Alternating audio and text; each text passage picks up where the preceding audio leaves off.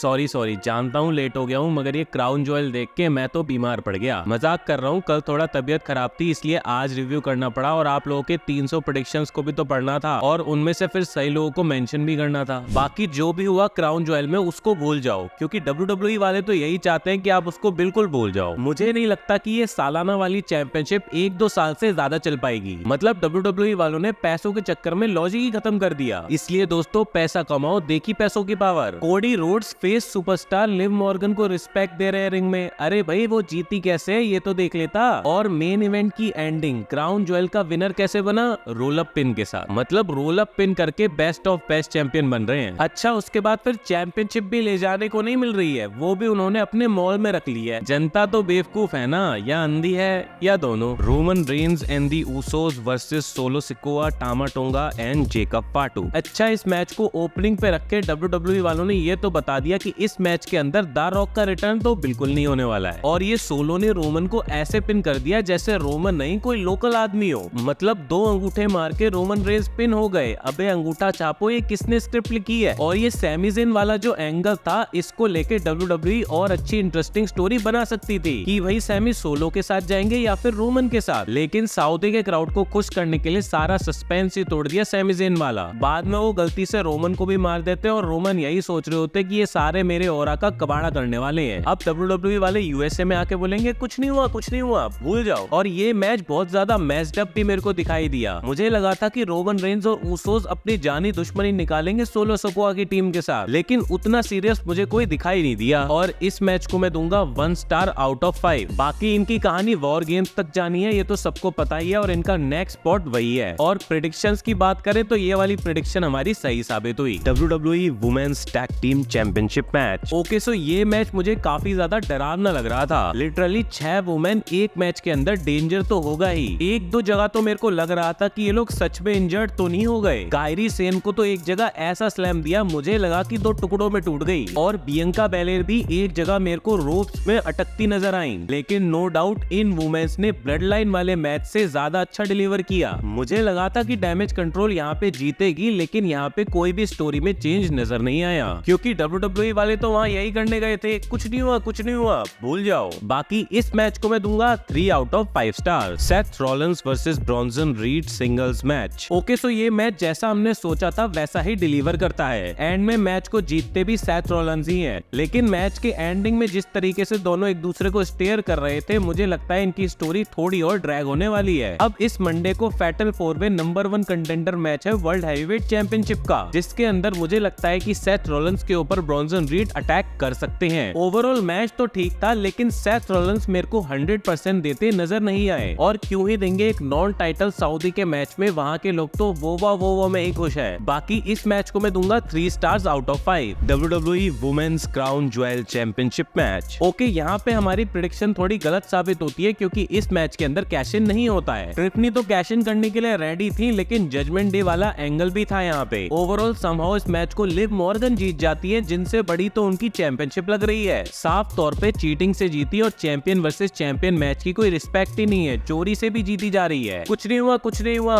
भूल जाओ। बाकी इस मैच को मैं 2 स्टार दूंगा। Kevin Owens versus Randy Orton. Okay so इस मैच की कोई क्लीन एंडिंग नहीं थी, इसीलिए इस मैच के प्रेडिक्शन को मैंने हटा ही दिया है आप सबके प्रेडिक्शंस में से। मतलब अगर आपने रैंडी ऑर्टन भी लिखा है तो भी आप सही हो, और अगर आपने केविन ओवेंस भी लिखा है तो भी आप सही हो। सबसे बढ़िया तो एम्बुलेंस वाले के साथ हुआ। I mean, ऐसा आरकेओ पड़ा कि अब एम्बुलेंस से कूद जाएगा। बाकी इन दोनों ने जो कुटाई की वो काफी इंटरेस्टिंग थी और इनकी स्टोरी अभी खिंचने वाली है। और ये चाहे तो ड्रू मैकिंटायर और CM पंक से भी ज्यादा ब्रूटल अपनी स्टोरी बना सकते हैं, क्योंकि ये रैंडी ऑर्टन है भाई, ये किसी को नहीं देखता। और ये केविन ओवेंस जो पूरी सिचुएशन के अंदर अपर हैंड लेके गए, मुझे लगा कि ये लास्ट मैच के अंदर आएंगे, लेकिन उससे पहले एक और मैच था, उसके बारे में बात करते हैं। United States championship match. इन लुक्कों ने जो मैच डिलीवर किया वो वे बेटर था बाकी मैचेस से। यहाँ भी अपनी प्रेडिक्शन सही साबित होती है और LA नाइट ही चैंपियनशिप को रिटेन करते हैं। जिस तरह हर मैच के अंदर चैंपियनशिप रिटेन हो रही थी, मैं समझ गया था कि WWE यहाँ पे सिर्फ इवेंट करवाने आए हैं। 2 नए चैंपियंस तो बने क्राउन ज्वेल में, लेकिन उससे WWE की किसी भी स्टोरी पे इफेक्ट नहीं पड़ा। बाकी भाई इनके मैच को तो मैं 4 स्टार दूंगा, और मेरे हिसाब से इन तीनों ने अपना बेस्ट डिलीवर कर दिया है स्टोरी के अंदर। अब बार बार अगर इन तीनों के ही मैच चलते रहे तो फिर बहुत ज्यादा रिपीटेटिव हो जाएगा। वहीं LA नाइट की बात करें तो LA नाइट से बढ़िया चैंपियन लोगन पॉल लगे थे मुझे। मुझे। LA नाइट भाई एक काम करो, तुम यही करते रहो, LA night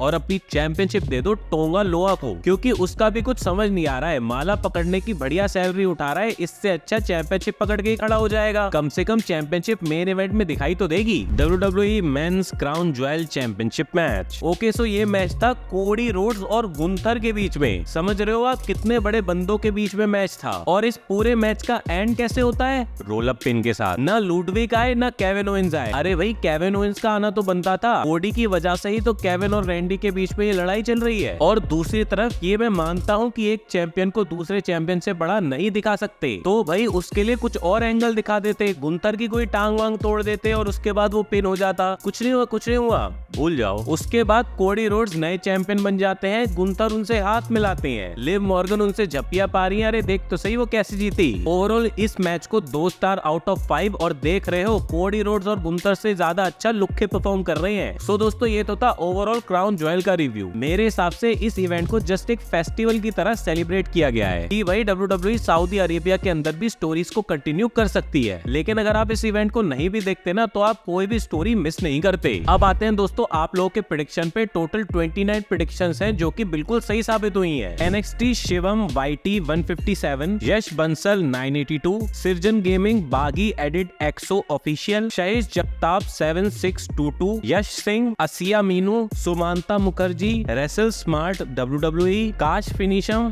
Gopal Bora, Thakur gaming 2559, Yash Malviya, Biru ताजो, Dhruv Mishra, max much, Pranav, Jhelum gamers 2023, नेव CODM, नीलू फर्निशा, माधव, अर्जुन बेंदिये, किंग एडिट्स, आदित्य शर्मा, बहादुर सिंह राठौर, प्रीतम विश्वास, मधुर समेश्वर, NP मैक्स, विराट अक्षर। सो सभी को थैंक्स जिन्होंने भी प्रेडिक्शन की। किसी का वीडियो मैसेज हो तो वो मेरे को इंस्टाग्राम पे भेज सकता है। अब मिलते हैं आपको कल रॉ की वीडियो के साथ में, तब तक के लिए सायोनारा।